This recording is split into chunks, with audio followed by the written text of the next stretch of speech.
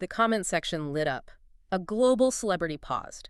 And just like that, Hollywood had a new obsession. Welcome to StarScope Report. Join us as we uncover Hollywood drama, music industry shakeups, and viral influencer scandals. From red carpet surprises to social media controversies, we dive deep into the stories behind the fame. Okay, let's unpack this. We are talking about something that feels, I don't know, less like news and more like the script of a rom-com playing out right on our phones. That's a perfect way to put it.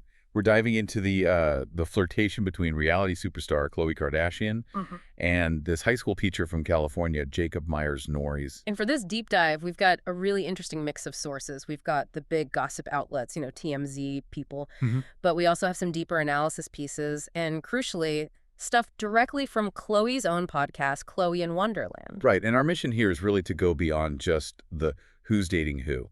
This is a fascinating case study in how social media is. Well, it's democratizing celebrity dating. Exactly. And we're also looking at this huge shift in Khloé's own story, this public search for something that feels, well, normal. We really need to figure out why this specific guy, an educated, grounded teacher, became the symbol of everything she's been looking for. And here's where it gets really interesting. We'll look at the incredible irony of what happened the second he went viral for being so normal. Oh, the job offer. The job offer that could pull him right into the chaos she's trying to run from, so stick around for that. If you're loving these Hollywood twists, make sure you're subscribed. We've got even crazier stories ahead. Okay, so let's set the scene. It's December 5th, 2025. It all starts with one post, which leads to this headline that was everywhere. Khloé shoots her shot.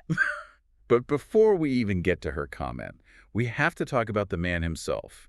Who is Jacob Myers-Norys? Right, because he's not just some random guy. He is like the perfect digital date. He's a walking advertisement for green flags. I mean, the sources paint this very clear picture.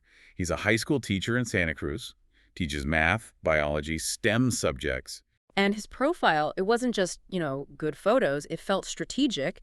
It was a presentation of his credentials. Precisely. The sources all highlight that he's very educated.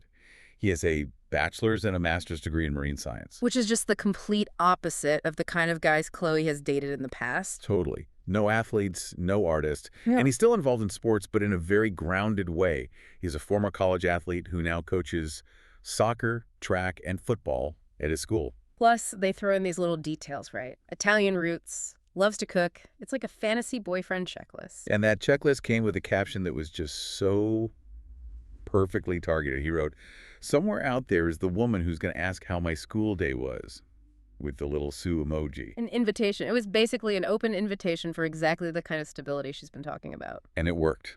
Millions of people saw it, but only one reply actually mattered. Khloé Kardashian jumps into the comments with, "How was your day?" It was so simple, right? Just 4 words. Yeah. And he replies, like almost instantly, "Mine is great now. How is yours?" And then she locks it in with her final public comment. "Mine is great too," and adds that blushing heart emoji. The whole thing just exploded. I mean, the video shot past 3 million views. Her little comment got nearly 15,000 likes, almost immediately. Wow. That kind of reaction, it tells you something. It tells you the public was just starving for this narrative. It felt real, unscripted. A stark contrast to the usual celebrity drama. It turned the comment section into the hottest stage in Hollywood. But Jacob, he's clearly very media savvy. He knew he had to act fast. Oh, he absolutely went for the full court press. In a follow-up video, he addresses the chaos his life had become. Right, he says something like, "My entire town knows about it. My students keep bugging me about it." And my family group chat's just been nonstop. It's the perfect way to ground it in his reality. A teacher's reality. And then he makes the big move, the invitation. The big shot. He invites Khloé Kardashian to his staff holiday party that Saturday, December 13th. Can you even imagine? One of the most famous women in the world at a high school Christmas party. It's the ultimate statement of normalcy, isn't it?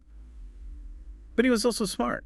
He had a plan B. The plan B was brilliant. He asks if Kris Jenner can add him to her legendary Christmas Eve party, since he'll be in Southern California anyway. See?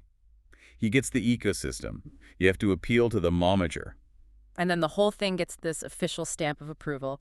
Khloe's best friend, Malika Haqq, chimes in. Yes. She comments, "Isn't she the sweetest?" And that's not just a friendly comment. That's social validation from the inner circle. It tells everyone this is real. It gives the whole story legs. But this is where the simple, stable narrative starts to get, well, complicated. Because Hollywood came calling. Instantly. And later in the episode, we'll talk about the shocking twist nobody saw coming in her relationship with Tristan Thompson. Exactly. The processional consequences for Jacob were immediate. A casting director for Love Island USA, Sam Weiner, yeah, publicly reaches out to him in the comments, asks if he's interested. And then TMZ reports that talk show producers are trying to get him too. So, okay, let's just pause on that. The hot teacher becomes a marketable brand in, 48 hours? All because of proximity to a Kardashian. But here's the painful irony, right? Khloe is publicly searching for stability, for an escape from reality TV chaos. Yeah. Jacob embodies that stability. But the moment he gets her attention, he's offered a job to the literal epicenter of reality TV chaos. It's a massive contradiction. The job offer is basically asking him to trade the very stability she wants. The classroom, the coaching for manufactured drama on TV. So the question for Khloe becomes, is she attracted to the idea of his normal life? Or is she attracted to him? Because he's now being pulled into her world. If he says yes to Love Island, wouldn't that make him a huge red flag by her own new rules? It would prove he's looking for fame, for the ego boost, all the things she says she's done with. His value is his non-celebrity status. If he becomes a reality star, that value it plummets. It really just shows you the power of that family. It can launch your career, but it might destroy the very thing that made you attractive in the first place. And if we connect this whole whirlwind to the bigger picture of Khloe's life, the timing is it's crucial. This wasn't some random flirtation. Right. It lines up perfectly with everything she's been saying about her new dating era. Exactly. On her podcast, she has been so clear that she is done with chaos romances. She's moving away from the athletes, the artists, the men with big egos. All of it. She says she wants someone who values consistency, family, and emotional presence. And sources were even saying she was thinking about hiring a professional matchmaker, right? Yes, specifically to vet men with more normal jobs. To filter out the red flags early because she admitted her own judgment has been compromised. Which, I mean, after everything with Lamar Odom and Tristan Thompson, that makes perfect sense. It's self-preservation at this point. And she's been very clear. She is not dating right now. Her kids, True and Tatum, are her absolute top priority. Which brings us to the whole complicated situation with their dad, Tristan Thompson. She constantly has to fight this narrative that they're back together. She insists it's only co-parenting, that he's just there for the kids. She's been so firm, saying they are not back together.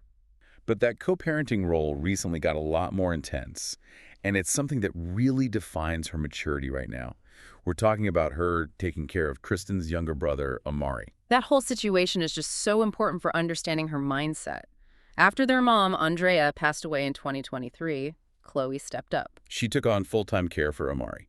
He's 18, severely disabled with a severe form of epilepsy. And she moved him into her home in LA. The reason being that Tristan's NBA schedule, all the travel, it's just not conducive to the kind of intense care Amari needs. It's a monumental undertaking, not for romance, but just out of pure family loyalty and compassion. And remember, stay tuned and hit that subscribe button so you don't miss what's coming next. So she's running a business, raising 2 kids, and is the primary caregiver for a disabled young adult.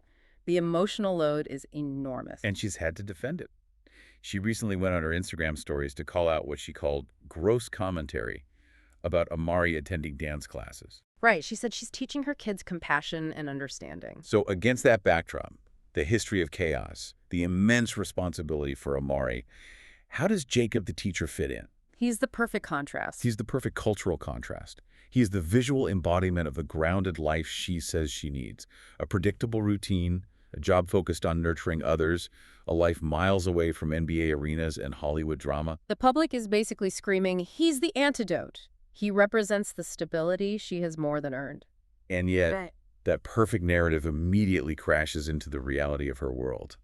The minute he gets a taste of it, he's offered a role in the very machine she's trying to escape. If he takes that Love Island deal, the whole fantasy just shatters. So to sum this all up, We've gone from one Instagram comment by a teacher in Santa Cruz to a global headline and a reality TV casting call. A man shot his shot, a star flirted back, and the internet basically became his agent. This whole exchange, it just epitomizes how celebrity courtship works now in 2025. The wall between the fan and the star is just thinner than ever. Yeah, an authentic moment can turn a regular person into a brand asset overnight, but often at the cost of the very authenticity that made them interesting. Which leads to a final thought.